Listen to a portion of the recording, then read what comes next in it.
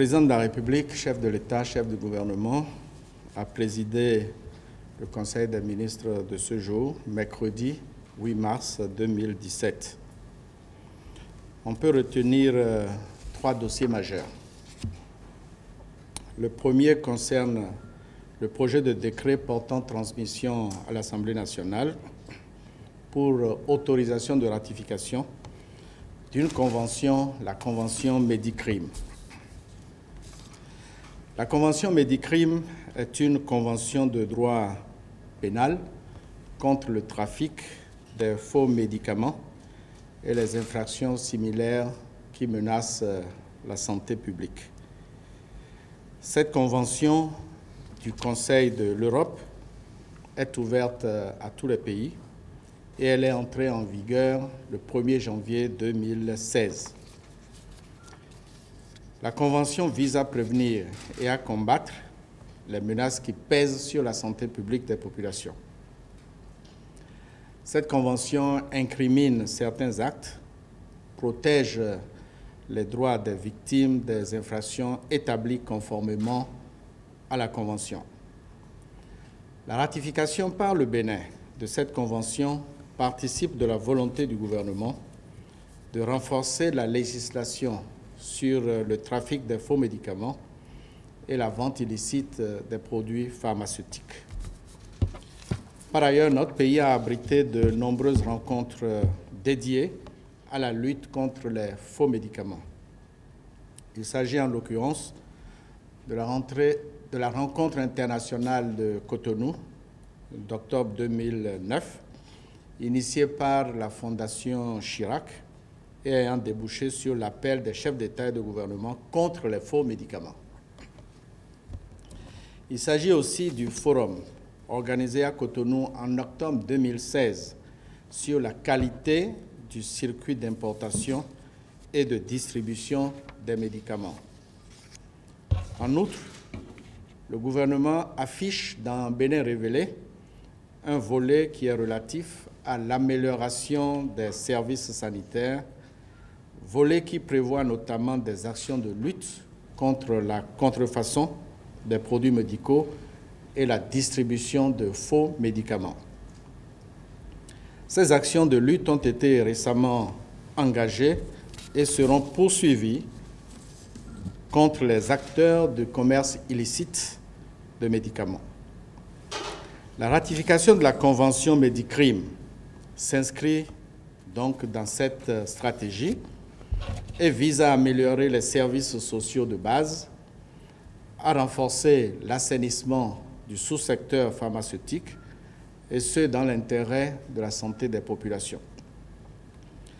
C'est pourquoi le Conseil a adopté le projet de décret et a instruit les ministres concernés à l'effet d'obtenir de l'Assemblée nationale l'autorisation de ratification de la Convention Médicrime et la formalisation de la dite ratification auprès du Conseil de l'Europe. Deuxième dossier. Mise en œuvre du projet Réinventer la cité lacustre de Ganvié. Le projet Réinventer la cité lacustre de Ganvié est l'un des projets phares retenus dans le programme d'action du gouvernement en vue de faire du tourisme un pilier majeur de l'économie béninoise. Ce projet vise à faire de Ganvié, à travers la réhabilitation de son habitat, de son cadre de vie et de sa protection environnementale, un site pilote de mise en valeur d'un tourisme lacustre, respectueux de l'authenticité et des normes environnementales. Il s'agit donc bien de réinventer Ganvié sur ses bases culturelles et sociales fortes et solides. Il s'agit aussi d'inscrire la cité Ganvié dans un processus de réhabilitation et de rénovation sur la liste du patrimoine mondial de l'UNESCO, sachant qu'il est seulement, à ce jour, inscrit sur la liste indicative de cette organisation internationale.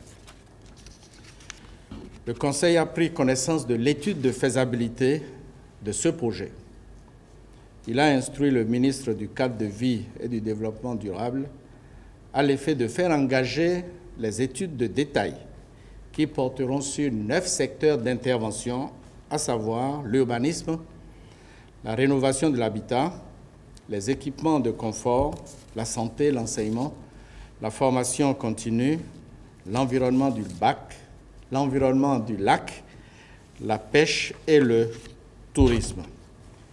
Chaque secteur fera donc l'objet de développement de projets spécifiques. Ce projet va impacter à terme les populations locales, non seulement de Ganvié, mais de toute la commune de Soava. La durabilité du projet appelle donc une adhésion des populations à la base et une adhésion des élus locaux. Le gouvernement s'y emploiera. Troisième point, rencontre d'une délégation du Bénin avec les autorités françaises pour l'opérationnalisation du processus de restitution des biens culturels du Bénin qui se trouve en France. Le Conseil a autorisé l'organisation d'une rencontre entre une délégation officielle de notre pays et les autorités françaises pour l'opérationnalisation du processus de restitution des biens culturels du Bénin en France. Faut-il le rappeler? Cette demande de restitution se justifie par le fait que notre pays veut mieux faire connaître à ses populations la valeur de nos biens culturels et historiques à l'étranger. La démarche du Bénin respecte la vision de l'UNESCO pour le transfert des biens culturels à leur pays d'origine ou pour leur restitution en cas d'appropriation illégale. En effet, sur la base de la Convention de 1970, plusieurs pays africains, asiatiques ou américains ont déjà pu récupérer nombre de biens culturels ou historiques auprès de pays étrangers. Au titre des biens réclamés par notre pays figurent les trésors des rois du Dahomey emportés par le conquérant français. Plusieurs démarches ont déjà été engagées en direction de la partie française. La rencontre dont l'autorisation a été approuvée par le Conseil des ministres aujourd'hui offrira l'occasion de poursuivre les pourparlers afin de faciliter l'accès à ces objets emportés. En marge de cette rencontre de Paris, notre délégation profitera également de l'occasion pour engager les formalités nécessaires à la récupération des documents que le professeur Gilbert Rouget se propose d'offrir gracieusement à notre pays. Enfin, à l'issue de la séance, le Conseil a autorisé l'organisation à Cotonou du 13 au 15 mars 2017 de la 10e édition de la conférence internationale sur le karité, conférence qui va rassembler chez nous 500 intervenants de l'industrie du karité et dont le thème central est intitulé « Les graines du changement ». Je vous remercie.